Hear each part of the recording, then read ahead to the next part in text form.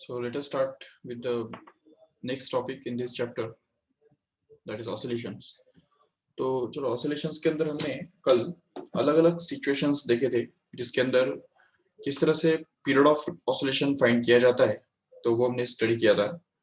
तो अभी आज के लेक्चर में हम देखेंगे the composition of two SHMs and also the things related to that basically.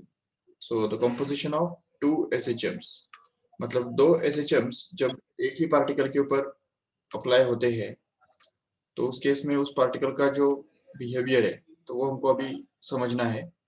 What happens when the single particle is subjected to the two SHMs? तो जैसा कि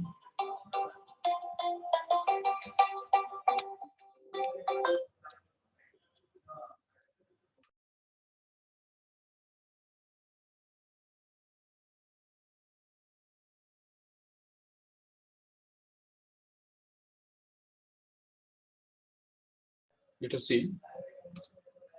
So बेसिक कंसेप्ट ऐसा है कि जब दो SHMs एक ही पार्टिकल के ऊपर जब अप्लाई होते हैं तो अगर सपोज फर्स्ट SHM जो है तो उसका अगर मान लेते हैं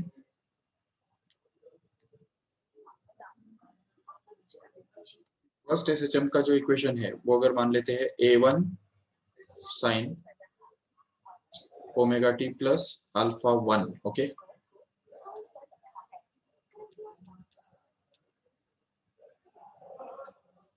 and suppose x2 is the equation of another, which is a2, that is equal to sin a2 into sin omega t plus alpha 2. Okay, so we can see the resultant SHM x, which is going to be x1 plus x2, will be given by r sin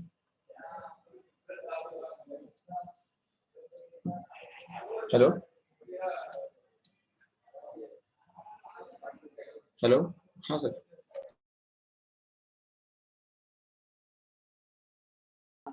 Okay, sorry sir. Yes, so let us continue. So basically r sin omega t plus delta, this is going to be the formula for resultant SHM, remember. And this SHM will have an amplitude which is given by the formula root of r is equal to root of a1 square plus a2 square plus 2a1 a2 into cos alpha 1 minus alpha 2. तो ये याद रखो अच्छी तरह से. So this is actually going to be the formula for finding the resultant amplitude, and resultant phase difference or initial phase we say will be given by the formula tan inverse of, here it is a1 sin alpha 1 plus a2 sin alpha 2, that is to be divided by a1 cos alpha 1 plus a2 cos alpha 2. Okay, तो ये formula बनता है delta के लिए, where delta is the initial phase of this resultant SHM. Okay, so remember this correctly. And here we can see एक special case इसका याद रखो ठीक से. कभी कभी कई बार आपको इस टाइप के क्वेश्चंस आते हैं जिसके अंदर x is equal to a sin omega t plus b cos omega t, इस टाइप का जो है SHM का इक्वेशन मिलता है. अभी इसमें इसको हम इस तरह से भी सॉल्व कर सकते हैं आराम से, क्योंकि x1 is going to be this a sin omega t and x2 can be written to be equal to b cos omega t, and hence if we add them together, then in the same way as we have done it here, we can just work out the resultant amplitude. The amplitude of resultant SHM can be found out. So r into, इसको हम लिख सकते हैं r into sin omega t plus delta, where r can be found out to be simply equal to, तो r के लिए क्या मिलेगा हमको, r is equal to root of a square. अब यहाँ पे a1 मतलब क्या है, a है राइट, तो इसलिए यहाँ पे आ जाएगा a square plus b square. तो a2 स्क्वायर के बदले क्या आने वाला है हमारा, b square आने वाला है, b square प्लस, लेकिन यहाँ पे जो 2a1 a2 into cos alpha 1 minus alpha 2 है, तो वो टर्म अगर यहाँ पे हम ऐड करेंगे तो क्योंकि यहाँ पे cos ओमेगा टी है, तो cos omega t can be written to be simply equal to sine of, क्योंकि cos मतलब क्या होता है, sine pi by 2 plus theta होता है, करेक्ट है। तो उसको हम लिख सकते हैं sine omega t plus pi by 2, correct है। And hence this will be the equation, and here this sine can be written to be simply sine omega t plus 0, correct है। तो इसलिए यहाँ पे ये जो टर्म है इसका अल्फा 1 कितना मिल रहा है हमको, 0 मिल रहा है, और अल्फा 2 कितना मिल रहा है, तो पाई बाय 2 हमको समझ में आ रहा है। तो इसलिए फिर अल्फा माइनस अल्फा 2 क्या होगा, पाई बाय 2 ही होगा। तो इसलिए अगर यहाँ पे 2ab इंटू कॉस, यहाँ पे पाई बाय 2 अगर डाल देंगे तो कॉस पाई बाय 2 तो 0 होता है, और इसलिए हमको ये मिलता है कि r is going to be actually equal to root of a square plus b square simply. तो देखो ठीक से, तो this is the case where we can consider the resultant amplitude directly. अगर ऐसा एक क्वेश्चन है जिसके अंदर x is equal to a sine omega t plus b cos omega t, ऐसा इक्वेशन दिया हुआ है एसएचएम का, तो उस केस में रिजल्टेंट एम्पलीट्यूड कितना होता है, root of a square plus b square के बराबर हुआ करता है। For example, if we have x is equal to 4 sin omega t plus 3 sin omega t, can you find out what must be the resultant amplitude? Can you express this equation as a resultant SHM as r into sin omega t plus delta? ऐसा अगर हमने लिख दिया तो इसमें r कितना होगा और डेल्टा कितना होगा, बताओ फटाफट, put it in the chat box fast. What will be the value of r and what will be the value of delta here? Yes, 4 and 3 इन दोनों को अगर हम स्क्वायर रूट में डाल देंगे, root of 4 square that is 16 plus root of 3 square that is 9, so we can call it as root of 25 which is going to be 5 simply, so r is actually going to be 5, correct है। ये एक तरफ से हमको मिलता है, और दूसरी तरफ tan डेल्टा भी हमको मिलना चाहिए। ये देखो tan डेल्टा कैसे मिलेगा, तो delta will be actually equal to tan inverse of यहाँ पे a1 के बदले क्या आने वाला है, ए आने वाला है, और sine alpha one is 0 plus a2 मतलब कौन है यहाँ पे, ये देखो a2 मतलब b है बराबर, और अल्फा 2 कितना है, पाई बाय 2 है, तो इसलिए यहाँ पे आ जाएगा b into cos pi by 2, right.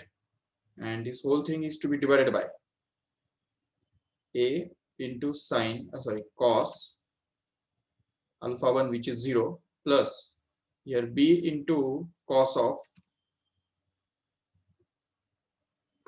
pi by 2. Actually, it should be sine here, right? Yes. So if we just simplify this further, then this sine 0 is, we know that it is 0. So this whole term gets vanished. And cos pi by 2 is going to be 0. So this whole term will also get vanished. And sine pi by 2 is 1. So this will become 1. And cos 0 is also 1. So this will also become 1. So finally, what we can get here is simply delta is equal to tan inverse of b upon a, correct hai? B upon a. So that means we can say that this delta here is going to be actually tan inverse of b upon a, and hence here we can find out this delta by using this formula, tan inverse of b. b मतलब कौन, 3, देखो इधर, sorry cos ना, shit, ये जो है यहाँ पे cos होना चाहिए। So the question here is given to be 4 sin omega t plus 3 cos omega t. Okay. So इससे हमको ये मिलता है 3/4. Yes. And this will be the value of delta which is used here. And r is to be used here. तो इस तरह से हम निकाल सकते हैं r and delta in case of the composition of two SHMs. But again, remember carefully that if suppose a1 and a2 are going to be the same, अगर a1 और a2 अगर सेम है, ठीक है, तो उस केस में क्या होता है कि जो एंगल जो है, एंगल के ऊपर डिपेंड करता है कि कितना यहाँ पे रिजल्टेंट एम्पलीट्यूड होगा एसएचएम का। तो जैसा कि अगर सपोज यहाँ पे फर्स्ट कॉलम में हम लिखते हैं एंगल थीटा, जो या तो 0 हो सकता है, या तो सपोज पाई बाय 3 हो सकता है, मतलब 60 डिग्री, या तो पाई बाय 2 हो सकता है, ओके, या तो फिर तो देखो पाई बाय 2 मतलब कितना हो गया, वो 90 डिग्री हो गया, राइट। सो या तो पाई बाय 2 हो सकता है या तो फिर 2 पाई बाय 2 उसको हम लिख सकते हैं 2 पाई by 3, okay, that is 120 and finally it may be pi, that is 180। तो ऐसे केस में अगर a1 is equal to a2 है, जिसको हम कॉमनली a बोल सकते हैं, तो उस केस में रिजल्टेंट एम्पलीट्यूड यहाँ पे कितना बनता है, तो we can say it will be 2a, correct है। फिर यहाँ पे कितना बन रहा है resultant amplitude, it will be actually pi by 3 होने से √3 times of a।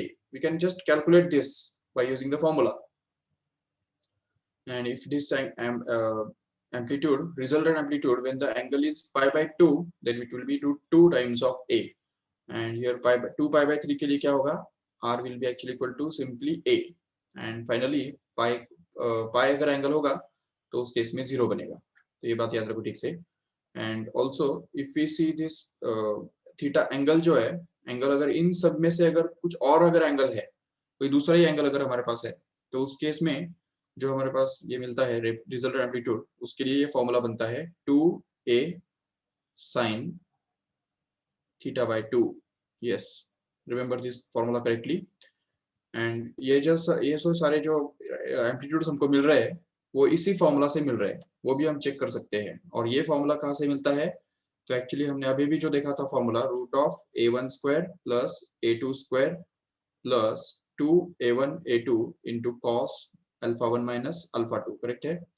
So here we can see this will be r is equal to root of, अब यहाँ पे a1 इक्वल टू a2 है बराबर, तो a1 इक्वल टू a2 और equal to a होने से इस हर एक a1 a2 के बदले हम a डाल सकते हैं, तो यहाँ पे आ जाएगा a square plus 2a square cos, ये अल्फा 1 माइनस अल्फा 2 को अगर हम थीटा बोल देते हैं तो यहाँ पे थीटा आ जाएगा simply. Yes, and then we can just have this to be simplified as 2a square plus 2a square into cos theta, correct? And then we can just take this 2a square common from this bracket, so 2a square common and 1 plus cos theta will be left inside, and then we can just get this r to be simply equal to root of, जैसा कि हमको पता है कि 1 plus cos theta is nothing but 2 cos square theta by 2, correct? So here it will be 2a square into 2 cos square theta by 2, and then we can just simplify this still further and get this 2 into 2 4 का square root बनता है 2, a square का square root बनता है a, and cos square का square root बनेगा cos, and hence we can get this simplified result. Actually it should be cos here. Yes, so resultant amplitude will actually be given by this formula, r is equal to 2a cos theta by 2 in this way, and it can be obtained in this way here. So 2a cos theta by 2 समझा कैसे आया, तो यहाँ पे अगर हम यहाँ पे ये जो पाई बाय 3 है वो अगर डाल देंगे इधर तो क्या होगा, तो pi by 3 theta is going to be pi by 3, तो पाई बाय 3 का हाफ कितना होगा, pi by 6, and cos pi by 6 is nothing but √3 by 2, तो 2 cancel, √3a is going to be the correct option or correct answer. और even अगर suppose ये पाई by 2 डालते हैं यहाँ पे तो क्या होगा, देखो ये पाई बाय 2 यहाँ पे डाल दिया, तो pi by 2 divide by 2 becomes pi by 4, and cos pi bye 4 is nothing but 1 by √2, and 2a into 1 by √2 gives √2a as it is. Even we can say this 2 pi by 3 अगर यहाँ पे डाल देते हो तो क्या बनेगा, यहाँ पे 2 pi by 3 divided by 2, 2 cancel, pi by 3, cos pi by 3 is half, and 2 cancel, we get a, and this is nothing but the correct answer. So in this way ये पूरा टेबल अगर हम लर्न करके रखते हैं तो उससे कई सारे क्वेश्चंस जो है वो बहुत इजीली और शॉर्ट तरीके से सॉल्व किए जा सकते हैं, लेकिन ये टेबल अच्छी तरह से याद रखो। I will give this reference to this table later when we will solve MCQs, okay. MCQs solve करने के बाद टाइम कई बार मैं इस टेबल के बारे में रेफरेंस दूंगा, इस टेबल के बारे में याद कराऊंगा, याद रखो ठीक से। And one more thing here, the r square is also worth noting here. R square का जो वैल्यू है वो भी तुम नोट करके रख सकते हो, आर स्क्वायर, क्योंकि इससे इसका फायदा क्या है वो तुमको अभी पता चलेगा। तो ये देखो r square is going to be actually 4 times of a square, here r square will be actually equal to 3 times of a square, here r square will be 2 times of a square, and here r square will be simply a square, and last r square is here going to be 0, correct hai? So here we can see clearly this 4, 3, 2, 1 and 0, these are the just multiples of single all the multiples actually, ये जो है तो ये 0 1 2 3 4 इस तरह से हमको ये मिलता जा रहा है। तो ये याद रखने के लिए हमारे पास हमको बहुत इजी हो गया। और दूसरा बेनिफिट इसका ये है कि आप आगे चल के आपको ये पता चलेगा वेव ऑप्टिक्स के अंदर ये तुमको सीखने को मिलेगा कि intensity of light is actually directly proportional to the square of amplitude. Okay तो इस केस में फिर यहाँ पे इस स्क्वायर ऑफ एम्पलीट्यूड को हमको क्या बोलना होगा, इंटेंसिटी बोलना होगा उस केस में। तो इसलिए जो रिजल्ट्स है, जो एम्पलीट्यूड के बारे में जो ये सारी रिजल्ट्स है, तो वही रिजल्ट्स अगर हमको इंटेंसिटी के बारे में अगर एक्सप्रेस करने हैं तो उस केस में ये वाला पूरा टेबल जो है वो बहुत कम में आएगा। मतलब ये तीसरा जो कॉलम है, थर्ड कॉलम, ये वाला कॉलम वो बहुत तुमको काम में आएगा जब इंटेंसिटी के बारे में हमको बात करनी होगी आगे चल के। तो ये टेबल जो है वो अच्छी तरह से याद करके रखो, क्योंकि ये टेबल तुमको सिर्फ ऑसिलेशन में नहीं बल्कि आगे चल के वेव ऑप्टिक्स में भी और आगे चल के ऑल्टरनेटिंग करंट्स के अंदर भी काम में आने वाला है। बिल्कुल, चलो ठीक है। तो this is all about this table. Now will talk about the some simple things which we have to discuss here. अब देखो ऑसिलेशन के अंदर कई बार तुमको टाइम के बारे में निकालने के लिए बोला जाता है। Suppose we want to find out the time. मतलब अगर सपोज एक इक्वेशन है एसएचएम का जो कि x is equal to a sine omega t plus alpha, ऐसा एक इक्वेशन पार्टिकल का दिया हुआ है। ओके और अभी सपोज ये पार्टिकल जो है वो मीन पोजीशन से स्टार्ट करता है। So if the particle starts from mean position then we know that alpha is going to be 0 and hence we can get this equation modified as x equal to a sin omega t simply, correct है। so ये equation को सामने रख के अगर हम देखते हैं कि what will be the time required for the particle to complete one full oscillation, तो ये तुमको पता है that is called as the time period. yes, so this is the time period of the particle. तो ये suppose ये mean position हो गया, ये एक्सट्रीम पोजीशन हो गया और ये लेफ्ट एक्सट्रीम पोजीशन हो गया। तो अभी ये पार्टिकल जब स्टार्ट करेगा, ठीक है, तो when this particle will start it will move from this mean position to extreme position in a time that is given by t by 4, क्योंकि वो वन फोर्थ पार्ट हो गया उसका, पूरे टाइम पीरियड का वन फोर्थ पार्ट हो गया वो। ठीक है, अभी वापस वो यहाँ से जब मूव करेगा पीछे की तरफ, तो when it will return back to this O, then it will travel its journey in the same time that is t by 4 once again. Okay ये t by 4 टाइम पे वो आ गया वापस उसके मीन पोजीशन पे आ गया। ठीक है, अगर यहाँ से हम इधर तक उसका जर्नी देखेंगे तो ये जर्नी भी उसका t by 4 टाइम इंटरवल के अंदर ट्रेवल किया हुआ है, no doubt. And at the same time if we consider this particle to be return back, so अगर वो यहाँ तक आता है तो यहाँ तक आने के लिए भी उसको उतना ही मतलब t by 4 इतना टाइम लगेगा। जिन सबको अगर हम ऐड करेंगे तो देखो t by 4 this t by 4 plus t by 4 plus t by 4, if you add all these time intervals then we can get the full time period t here in this way. okay तो ये एक बात अच्छी तरह से समझ के लो कि every quarter part is traced up by the inner distance or inner time interval of t by 4. okay तो ये बात अच्छी तरह से याद रख लो। चलो ठीक है, अभी इससे भी आगे जाके एक्चुअली क्या है ना कि ये हमको पता होना चाहिए कि every oscillating particle is actually associated with a particle which is revolving in a circle, correct है। तो हर एक ऑसिलेटिंग पार्टिकल जो है वो एक सर्कुलर मोशन करने वाले पार्टिकल के साथ एसोसिएटेड होता है। तो जैसा कि हमको पता है ऑलरेडी, ये सपोज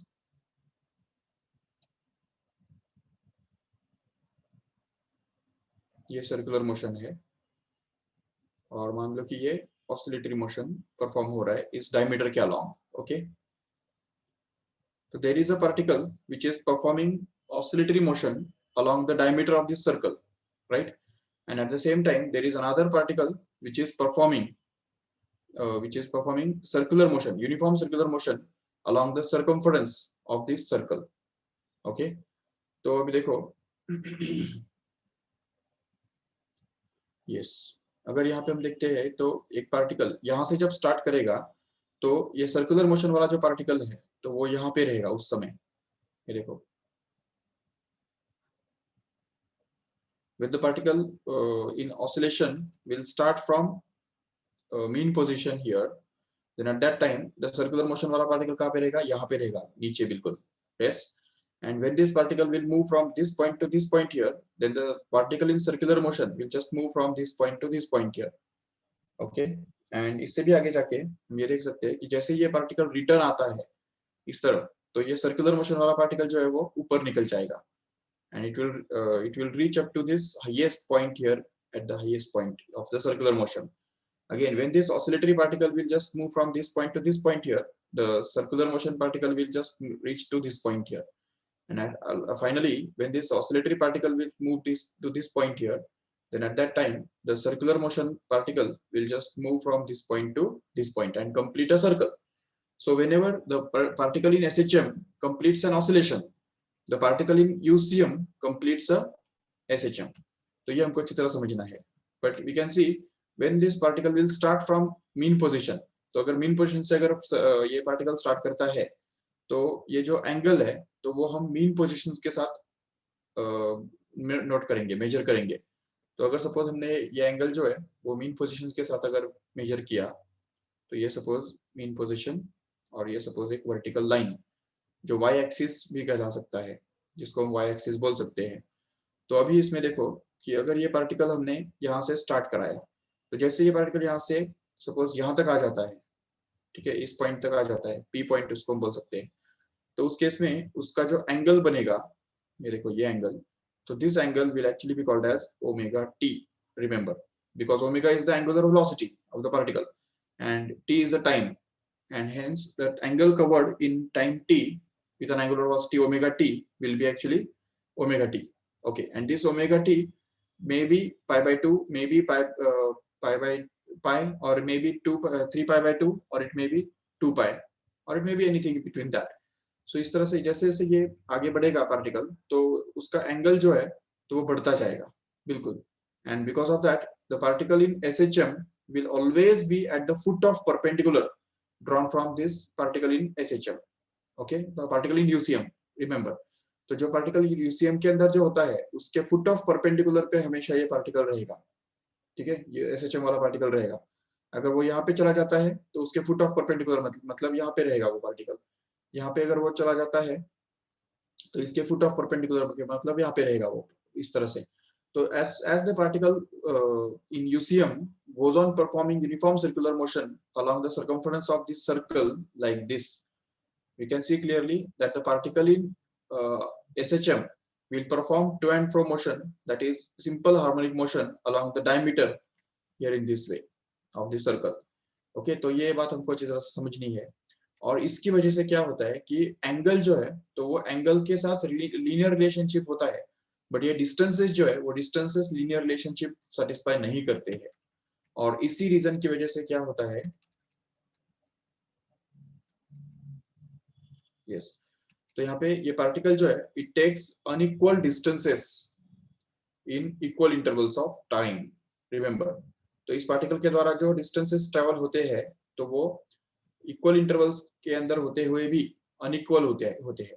मतलब ऐसा नहीं कि अगर वो एक t/4 सेकेंड्स के अंदर, मतलब अगर ये a इतना डिस्टेंस ट्रैवल कर रहा है तो दूसरे t/4 सेकंड के अंदर t/4 इतना डिस्टेंस a इतना डिस्टेंस ट्रैवल कर रहा है, चलो ठीक है, ये तो हम समझ सकते हैं, no doubt.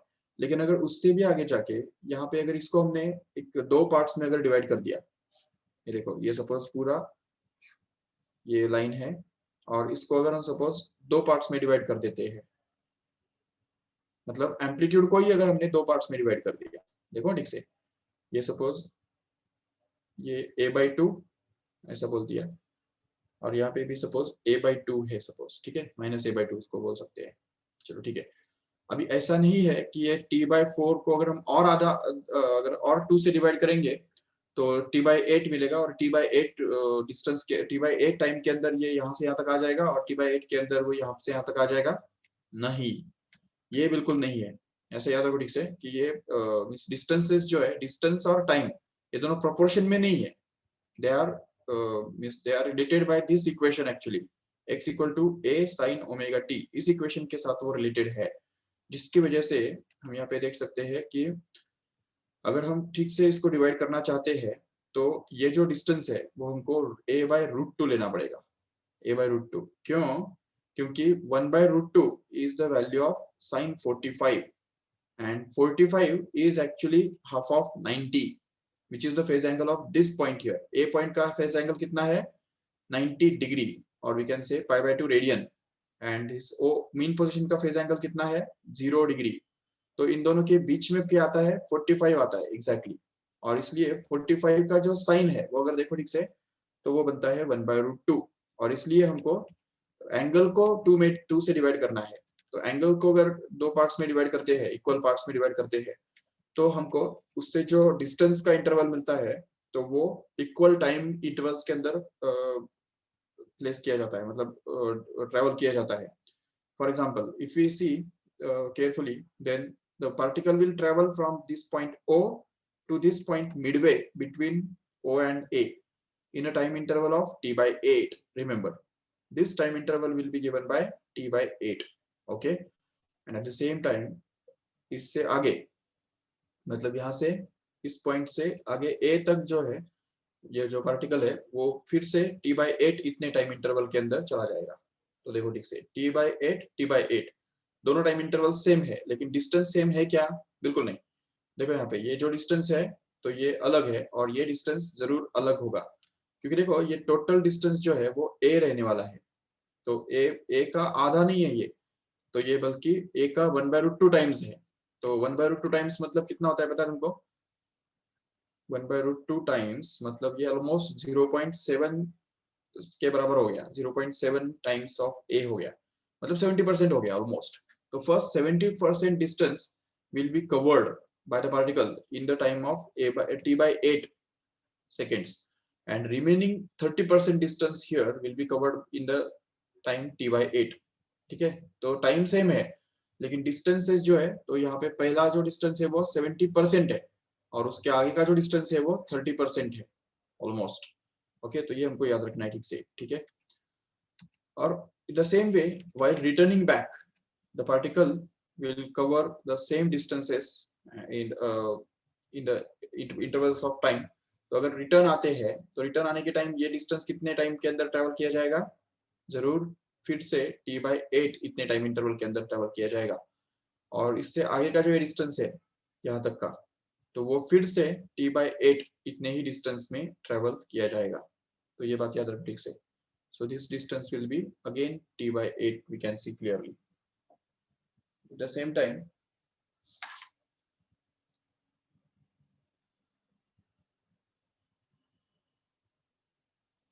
okay so in this way even इससे भी आगे जाके हम ये भी बता सकते हैं आगे कि यहाँ से आगे इधर से इधर तक जो डिस्टेंस जो वो डिस्टेंस जाएगा तो वो कितने डिस्टेंस में कितने टाइम के अंदर ट्रेवल करेगा again it will B t/8. ये लर्न करके रखो ठीक से ये डिस्टेंसेस और टाइम इंटरवल्स ठीक से लर्न करके रखो. वैसे तो इजी है देखो हर एक डिस्टेंस जो है वो t/8 टाइम इंटरवल के अंदर ही ट्रेवल किया जा रहा है लेकिन ये डिस्टेंस कौन सा है वो याद रखो ठीक से a/√2 है वो ना कि a/2 सिर्फ.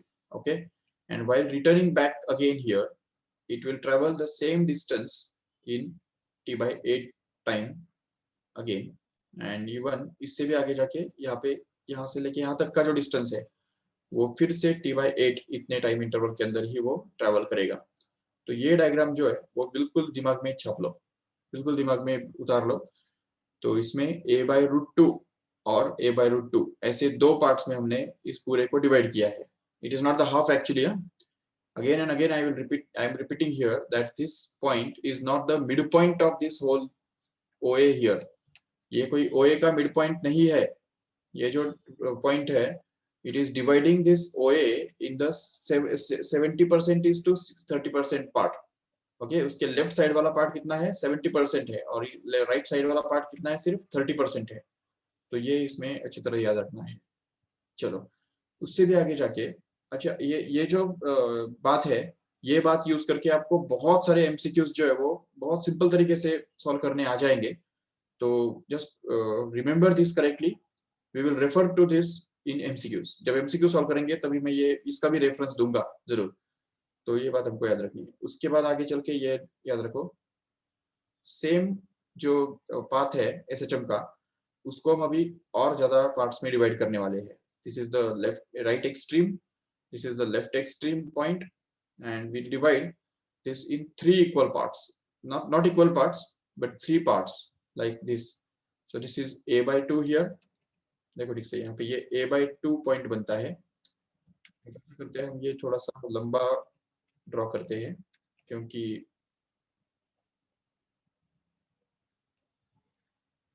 it will require that space. Okay,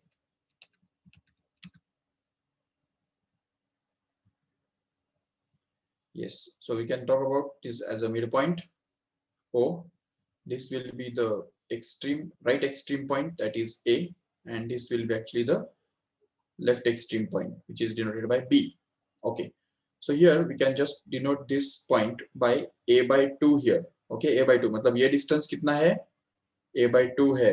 Okay, and one more interval is to be put here, that is root 3 by 2 a here. Okay, ये देखो ये root 3 by 2 times of a, ये interval हमको यहाँ पे रखना है. इधर भी वैसे ही करना है हमको, यहाँ पे बनेगा माइनस a by 2 और इधर बनेगा minus root 3 by 2 a. Okay, yes, अभी यही इंटरवल हमने क्यों चूज किए हैं, क्योंकि half is the value of sine 30, remember, and root 3 by 2 is the value of sine 60, correct है, एंड 30 60 90, ये अगर देखेंगे ठीक से तो 30 का डबल होता है 60 और 30 का ट्रिपल होगा 90. That means this 90, if we divide this in 3 equal parts, then each of these part will become 30, like that, and that's why we have divided it into 3 equal parts in this way, and we have taken these intervals like this. तो sin 30 का जो value है तो half, तो a by 2 ये एक interval हमको मिलेगा यहाँ पे, और sin 60 का जो वैल्यू है रूट 3 by 2, तो root 3 by 2 times of a करके ये दूसरा पॉइंट हमको मिलेगा यहाँ पे, ये देखो इधर ये वाला. तो ये दो पॉइंट्स मिलके इस पूरे एम्पलीट्यूड को, यहाँ से लेके यहाँ तक का जो पूरा एम्पलीट्यूड है एसएचएम का, उसको 3 इक्वल पार्ट्स में, 3 अनइक्वल पार्ट्स में डिवाइड करेंगे. But the surprising thing to note here is that the time required to move between this 3 distance intervals is going to be the same. Okay, तो ये तो तुमको already पता है अभी कि यहाँ से लेके यहाँ तक जाने के लिए पार्टिकल को कितना टाइम लगता है, t by 4 टाइम लगता है, करेक्ट है, t by 4 इतना टाइम लगता है, नो डाउट. तो इस t by 4 को अगर हम 3 पार्ट्स में डिवाइड करते हैं, 3 टुकड़े करते हैं, तो हर एक टुकड़ा कितना आएगा, t by 12 के बराबर आएगा, बराबर. तो t by 12 इतना ये पार्ट बनेगा, और t by 12 पार्ट्स के अंदर ये पार्टिकल जो है वो हर एक इंटरवल ट्रेवल करेगा. तो यहाँ से लेके यहाँ तक जब वो जाएगा तो कितने टाइम इंटरवल पे जाए इनके अंदर जाएगा, we can say this will be t by 12. Okay, again this particle will move from this point to this point here in the same time interval, that is t by 12 once again. Okay, and again the third interval can also be traveled in the same time, that is t by 12. Yes, again while returning back, जब ये particle return आएगा तो return करने के time फिर से ये जो डिस्टेंस है तो वो फिर से t by 12 टाइम इंटरवल के अंदर वो ट्रेवल करेगा. Yes, t by 12 time interval के अंदर ये यहाँ से यहाँ तक आ जाएगा, बराबर. और फिर यहाँ से आगे इधर से इधर तक जाने के लिए फिर उसको t by 12 इतना ही टाइम लगेगा. यस, तो ये t by 12 हो गया, और इससे भी आगे जाके यहाँ से a by 2 से लेके 0 तक जाने के लिए उसको फिर से t by 12 इतना ही टाइम लगेगा. देखो ठीक से, and the same will can be talked about in this other side here. तो यहाँ पे इधर से इधर तक, फिर इधर से इधर तक, फिर इधर से इधर तक, फिर रिटर्न आने के टाइम यहाँ से यहाँ तक, फिर यहाँ से यहाँ तक, और यहाँ से यहाँ तक, हर एक पार्ट जो है तो वो t by 12 इतने ही टाइम इंटरवल के अंदर ट्रेवल करेगा. This is the thing to remember here. Every part is going to be traveled in this time interval of t by 12. And if we add all these parts, there are 12 parts. So t by 12 add up 12 times will give t once again. तो देखो ठीक से, तो हमको अच्छी तरह से याद रखना है कि यहाँ पे पार्ट्स कैसे बने हुए हैं, a by 2 and root 3 by 2 a, ऐसे पार्ट्स बने हुए हैं. इधर भी वैसे ही -a/2 एंड √3/2 a ऐसे पार्ट्स बने हुए हैं। जबकि यहाँ पे अगर देखते हो तो a/√2 और a/√2 ऐसे पार्ट्स बने हुए हैं। तो ये हमको अच्छी तरह से समझना है, ठीक है। So if you remember all these techniques and tools, then we can solve many expressions or MCQs easily in very short time. So I will just stop here and we declare here that this oscillation has been finished up to the theory level. तो हमने theory सब पूरा देखा है इसके बारे में, और भी बहुत सारे पॉइंट्स है छोटे छोटे, लेकिन वो हम डिस्कस करेंगे एज रिक्वायर्ड। जैसे जैसे आगे चल के एमसीक्यू सॉल्व करेंगे तो उसके अंदर हम डिस्कस करेंगे जरूर। बट अभी थियरी है यहाँ तक से खत्म होता है। सो नेक्स्ट लेक्चर में हम डायरेक्टली एमसीक्यू स्टार्ट करेंगे। ओके, चलो, thank you all of you, bye bye.